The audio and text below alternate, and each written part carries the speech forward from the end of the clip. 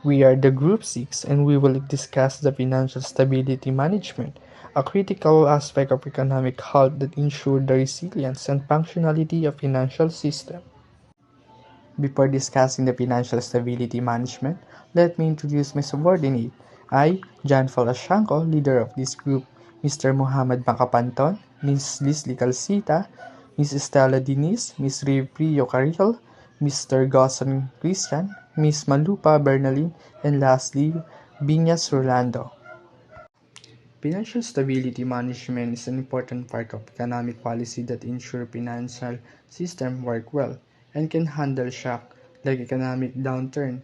It involves managing risks that can affect the entire economy, such as problems in the bank or markets. Keeping financial stability is crucial because it builds trust in the financial institution and support overall economic health. Kapag naman nawala yung stability nito, pwede itong mag-harm sa investor and the economy. Yung main goal of financial stability management are to prevent the crisis, make financial system resilient to shock, and encourage economic growth. To achieve this financial system as a whole regulation that set rules for financial institution and crisis management is essential for creating a stable environment that promote growth and prosperity. So, yung pamamahala ng financial stability ay mahalaga upang matiyak natin yung katatagan ng sistema ng pananalapi or yung financial stability ng ating economy. For better understanding for financial stability management, financial stability is an important concept that describes how well a financial system can handle disruption without causing major problem or systematic failure. A stable financial system can help organize production, maintaining good labor relation, and being a balanced supply and demand in money and commodity market. This balance is crucial because significant disruption can damage public trust in the financial system na nagli-lead ng negative effect on the economy. Kapag naman yung mga tao na napipili nila yung savings nila is safe, they can easily access the credit. Yung economic activity natin, magte-tend siya to grow more. So, yung financial stability also ensure that the resources are allocated efficiently, allowing businesses to invest and innovate. For example na lang, yung Bangko Sentral ng Pilipinas play a vital role in maintaining financial stability in the Philippines during the challenges such as COVID-19 pandemic. Yung BSP, nag-implement sila ng measurement to ensure that the bank have enough capital and liquidity na nakakatulong para i-prevent yung bank run. Yung bank run naman, ito yung situation kapag yung mga customer na nag-withdraw ng sabay-sabay na dahil sa due to the fear of bank failure. So yung BSP nag-foster sila ng public confidence in banking system. The BSP enable businesses to secure loan for expansion and hire more employees na nakakatulong para sa economic growth. In contrast naman sa country, kapag nakaranas sila ng stock market crash without a proper preparation like yung Valenzuela in 2010, it can lead to panic among the investor and the public. Yung people, nag-rush sila kagad na mag-withdraw ng savings nila ng sabay-sabay na nag-create ng instability and potential leading to broader economic crisis. Overall, yung maintaining a financial stability is essential for building a public trust and ensuring the economic operates smoothly.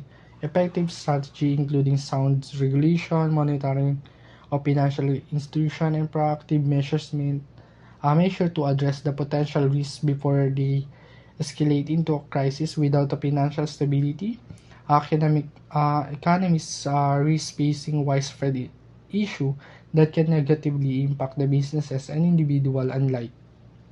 Good morning everyone, I'm Bernal Malupa and today I will be discussing about the value of financial stability. Financial stability is a crucial not only for maintaining price stability, primary objective of central bank, but also for ensuring the overall health of the economy. When financial stability is compromised, it can lead to significant economic costs, such as increased volatility in financial market, potential bankruptcies of financial institution or corporation, and reduce economic growth. This instability makes it challenging for economic agents to make sound decisions and have for efficient resources allocation. Stability is value for more than just crisis management. It is the pure foundation on which long-term economic development and the welfare of society rests. A well-functioning financial system is like a locomotive that pulls different cars of economic activity, improving lives in a number of ways. The first one is optimal use of resources. A sound system provides that deposits are put to the most economical use possible. This goes beyond simple borrowing and lending. It includes systems like capital markets, which allow the allocation of capital to various sectors encourage growth and creativity. This can lead to an instability called a credit crunch, when cash is retained and not extended for many investment in the economy. This equity allocation also extends to investment in sectors that high social returns like renewable energy or structural development. One is effective risk control. Financial stability is not merely the absence of major system breakdowns, but the ability to root out the system. This involves dealing with sophisticated risk management models, system stress, and ensuring losses are within the limits for which each institution is organized. A stable environment fosters responsible appetite for risk, which fuels the desire is created within the threat or systematic collapse due to the failure of one. This first line of defense is helpful in containing the extent of damage to individual investor and the economy as a whole by reducing the risk of such implosion from the failures of several institutions or organizations. Enhanced financial intermediation. Financial intermediation is a crucial process that ensures the smooth flow of funds from surplus to deficit sectors, maintaining the economy's efficiency. During economic crisis, these movements becomes inefficient, posing challenges for businesses, individuals, and governments. A robust financial system can withstand stress and facilitate capital flow. It includes various financial systems such as loans, bonds, equity markets, public borrowing, and taxes, enabling businesses and governments to raise capital for economic activities. Supporting small and medium-sized enterprises is essential, as they contribute significantly to job creation and economic development. By providing small and medium-sized enterprises with affordable credit and investment opportunities, the financial systems promote stability and resilience even during economic distress. Price stability and predictability. Price stability is crucial for any financial system as it ensures that goods and services remain relatively stable over time. Unpredictable prices changes such as inflation or deflation can harm the economy by reducing the purchasing power of money and discourage spending and investment. Financial stability is closely tied to price stability, as turbulent markets create conditions that lead to volatile price movements, affecting consumers, businesses, and investors. A predictable economic environment supported by a stable financial systems allows businesses to plan for the future with confidence, manage risk effectively, allocate resources efficiently, and maintain consistent production levels. This stability encourages consumers to spend more, driving economic growth, creating a positive cycle where stability and growth reinforce each other. And the last one is improve social welfare. A stable financial system significantly enhances social welfare by promoting economic growth and reducing poverty. It fosters job creation, income levels rise, and better access to opportunities, contributing to a more equitable society. Job creation is facilitated by access to financing, allowing businesses to expand, hire more workers, and invest in innovation. Access to credit and financial services also helps individuals start businesses, buy homes, or invest in education. Financial stability minimizes the risk of economic crises that can push people into poverty, ensuring steady economic growth. Additionally, financial stability promotes long-term investments in infrastructure, education, and healthcare, improving the quality of life and reducing economic inequality.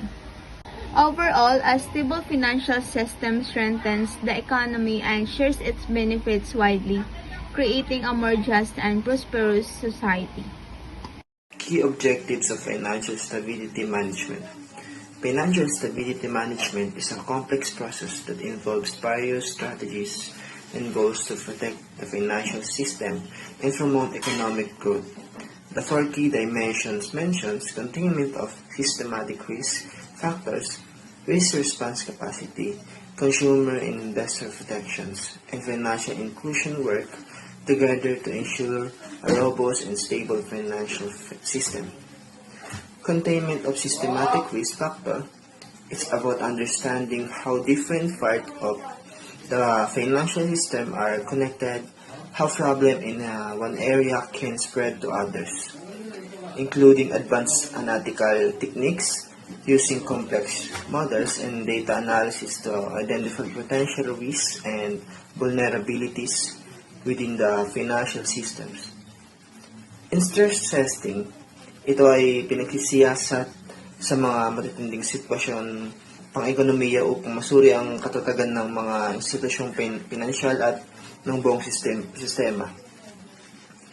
In prudential policies, ito ay pagpapatupad ng mga patakarang tumutugon sa buong sistema pinansyal tulad ng mga kailang kapital at mga limitasyon sa paghiram or pagpapahiram. In early warning system, it is about developing system to detect early signs of financial stability and potential crisis. The ability of the response to manage potential risks. This means being proactive and taking steps to prevent potential financial crisis. It involves creating strategies and tools to identify and address risks before they escalate into bigger problems that could harm the entire financial system, including contingency planning. It is about developing plans to deal with potential financial crises such as bank runs or market crashes. In resolution mechanism, ito ay pagkakaroon ng mga estratehiya upang muling ayusin o lutasin ng mga nabubuhay na institusyong pinansyal sa isang paraan na magpapababa sa pinsala sa mas malawak na ekonomiya. In international cooperation, ito ay pagtutulungan sa ibang mga bansa upang tumugon sa mga pandaigdigang krisis, pinansyal at pigilan ng kanilang pagkalat sa ibang mga teritoryo. Good day everyone, I'm Rolando Bigas, protecting customer and investor. Ang pagprotekta sa mga customer at investor ay mahalaga para mapanatili ang tiwala ng publiko sa financial system. Kapag mga tao ay nagtitiwala sa ligtas na kanilang pera at hindi sila maloloko, mas malaki ang posibilidad na mag-invest, mag-save at maging aktibo sa ekonomiya. Layunin nito, tiyakin na ang mga financial transactions ay makatarungan, transparent at ligtas para sa lahat ng kasali. Control of fraud involving financial products and services. Ito ay tungkol sa paggawa at pagpapatupad ng mga hakbang para maiwasan ang mga scam at pandaraya sa financial sector. Kasama dito ang mga maling impormasyon, panlilinlang at pagbebenta ng hindi angkop na produkto sa mga customer at investor. Halimbawa, kung may financial institutions na nagbebenta ng mataas na risk na investment sa isang taong naghahanap ng safe na investment, layunin nito na mag-set ng mga rules at sistema para mapigilan ng mga ganitong gawain at poprotektahan ang mga customer laban sa pandaraya. Financial education. Ang financial education ay mga pagtuturo sa mga customers at investors kung paano gumawa ng tamang desisyon sa kanilang pera. Kasama dito ang pagpapaliwanag tungkol sa iba't ibang financial products at services, pati na rin ang mga risk na kasama sa bawat isa. Halimbawa, dapat alam ng customers kung anong pagkakaiba ng stock at bonds o kung ano ang risk ang mga kasamang pagpapautang ng pera.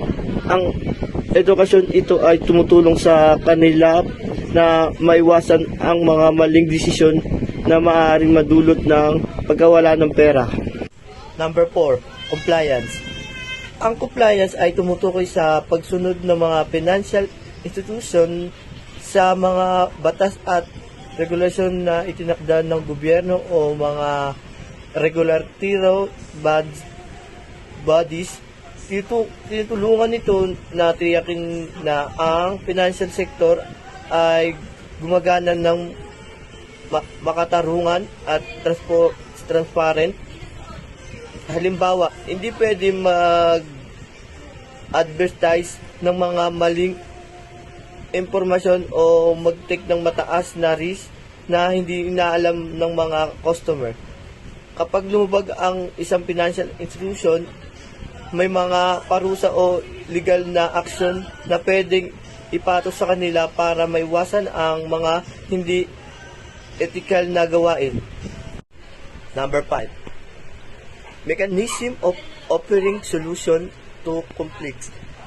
Sa mundo ng finance, may mga pagkakataon na nagkakaroon ng mga higwaan o complaints ang mga customers, investor at financial institution. Halimbawa, ay pwedeng magkaproblema ang isang customer tungkol sa mga changes sa kanilang account o kaya naman ay may investor na hindi kontento sa kung paano ipamahalaan ang kanilang investment.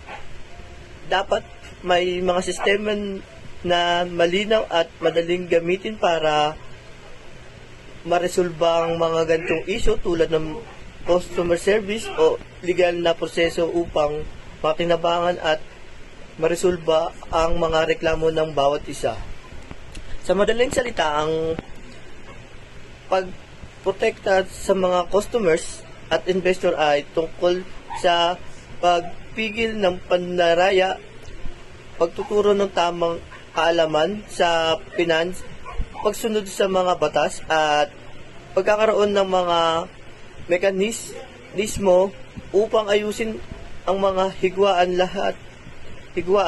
Lahat ng ito ay tumutulong upang mapanatiling ang tiwala ng publiko sa financial system na nakikinabang ang bawat isa pati na ang buong ekonomiya.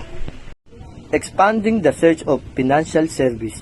Ang financial institution ay hindi lang tungkol sa katarungan, kundi pati na rin sa pagpapalago ng ekonomiya at pangmatagalang sustainability. Layunin nito matiyak na mas maraming tao, lalo na yung mga hindi pa nakakabot sa financial service, ang magkaroon ng access sa mga ito. Narito ang ilang mga hakbang para gawing ito. Lowering the cost of accessing financial service. Ito ay tungkol sa pagpapababa ng mga hadlang na pumipigil sa mga tao at negosyo na makuha ng basic financial service. Maraming tao ang nahihirapan magbukas ng bank account o makuha ang loan dahil sa mataas na fees, komplikadong proseso o kakulangan sa kaalaman sa teknolohiya. Kupabain ang mga gastos at gawain mas simple ang mga proseso, mas maraming tao ang magkakaroon ng access sa mga serbisyo gaya ng savings, loans o insurance na mahalaga para sa financial stability. Mass productive financial services to meet the demand of the unbanked. Isa sa mga mahalagang bahagi ng financial inclusion ay pagbibigay ng financial service na particular na dinisenyo para sa mga unbank o yung mga walang access sa traditional ng banking. Halimbawa, maaaring magbigay ng low-cost bank accounts, mobile banking, microloans, o insurance products. Ang layunin ay makagawa ng mga produkto na abot kaya at madaling gamitin ng mga tao na hindi pa bahagi ng formal financial system para makilahok sila sa ekonomiya. Better distribution of financial knowledge.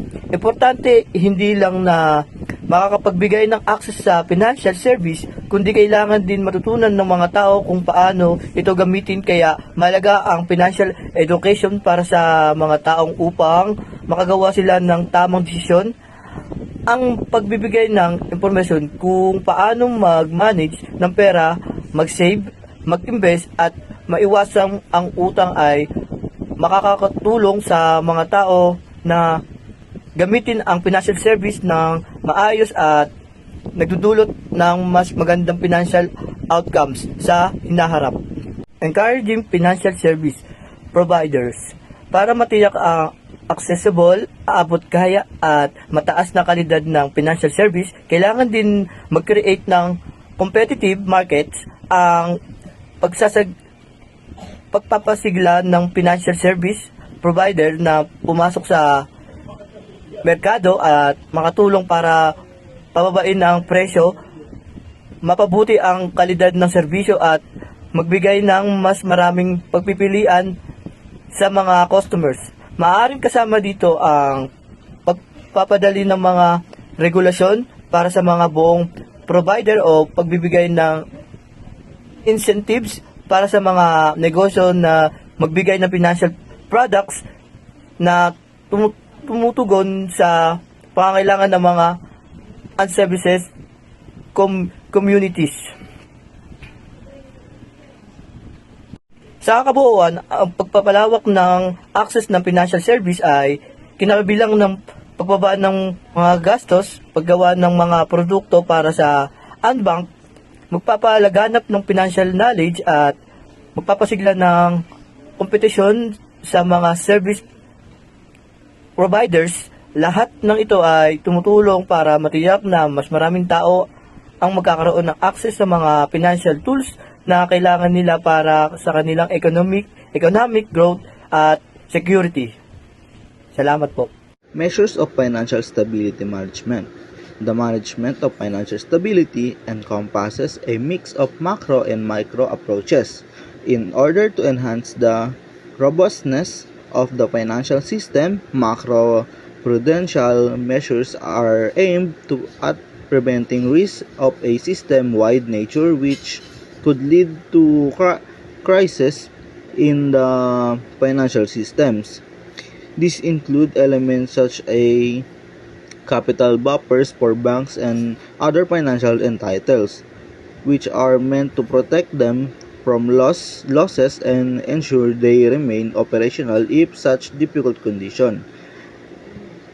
Last, liquidity control establish minimum levels of liquid assets that financial institutions must possess to ensure they do not face liquidity shortage. Leverage ratios limit how much debt institution may incur to control over aggressive behavior. With regards to risk, the counter-cyclical capital buffers compel banks to accumulate more than capital than what is usually held, even during the normal economic cycle, so as to mitigate losses in recessive phase. Stress testing and scenarios analyzing the useful in understanding how resilient the financial system to different kinds of shocks during the policy-making process. In risk management, however, these measures are important to avoid chain reaction of shocks that characterize system crises. While microprudential approaches look at the action of each and every financial service provider from risk management point of view.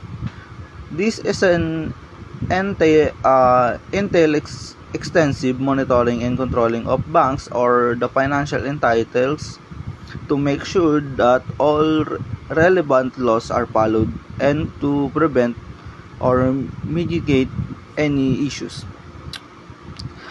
Both on-site and off-site evaluation are done for institution operational stability, with the latter being aimed at spotting any threats to the institution.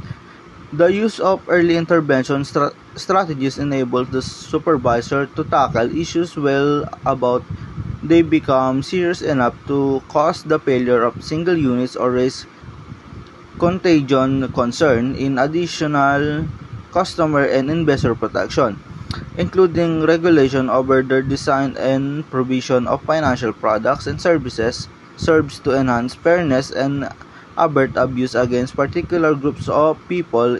It is true that these microprudential measures are on of the microprudential policies that is designed to ensure safety and soundness of individual banks or licensed institution. However, supporting individual institution stability contributes to the overall health of the financial system. Assessing and doing both types of regulation within the hemisphere of financial stability gives in a turn the goal of the management financial stability is invest policy decision for investment portfolios is achieved in a strategic manner. Thus, this ensure that a financial system which is deep and can absorb shocks quietly fostering economic development. So now let's proceed to examining financial stability. Economic stability is assessed using various indicators including individual firms, financial position, and the entire financial system. Key measures like Z-scores and Merton model assess risk exposure and vulnerability, while systemic stability indicators like systemic expected shortfall and stress testing focus on system performance and potential collusive defaults. When we talk about financial stability, we want to know how well the financial system, like banks and other institutions, can handle risks or problems. To check this, we look at two levels. The first one is individual level. We examine the health of specific companies like banks. For example, the Z-scores is like a stress test for a company to see if it's likely to survive tough times. And the Merton model predicts how likely a company is to fail by checking if it has too much debt. Example, imagine a bank that lends out a lot of money but has very little saved. If something goes wrong, it might struggle to pay back customers. So, tools like the Z-scores help us identify these risky banks before problems arise. The second one is system level. Here we focus on the whole financial system and how connected parts affect each other. The systemic expected shortfall look at how much risk one bank or institution contributes to the whole system if it fails. Stress testing is like imagining a worst case scenario, like for example major stock market crash, and seeing how the system would handle it. Example, think of the 2008 financial crisis. Some banks failing led to a chain reaction because all the banks were connected. Stress testing helps us to see these dangers ahead of time and pick weak spots. In short, we use tools to check if one company is strong enough to handle risk and to ensure that problems at one place won't cause the whole financial system to collapse. Today, I will provide a discussion with regard to details that add to the financial system and how they can relate to risk management. The first one is the system complexity. The present state of financial market is quite sophisticated. This complexity makes it very difficult for agencies and people to analyze as well as control the risk involved. For instance, the biggest problem is the complexity, given the number of products and markets available. it is very difficult to control everything. The high degree of connectedness implies the local troubles can very easily extend to other areas, thus complicating supervision and control. The second one is the globalization. Now let us handle the next item, which is the globalization. In contemporary society, most people do business without borders. This is good since it promotes the economic relations among nations. But it also poses threats. For instance, if one country is in crisis, it becomes a problem for all the countries. This shows the necessity to harmonize the same for all within the region. But on the other hand, the difference in those regulations called regulatory divergence can be a threat to the system, considering that it may foster regional or global financial imbalances. The third one is technological innovation. The world has changed for the better as a result of the growth of artificial intelligence, financial technology, and other industrial revolutions, with the blockchain technology, revolutionizing virtual currencies entirely.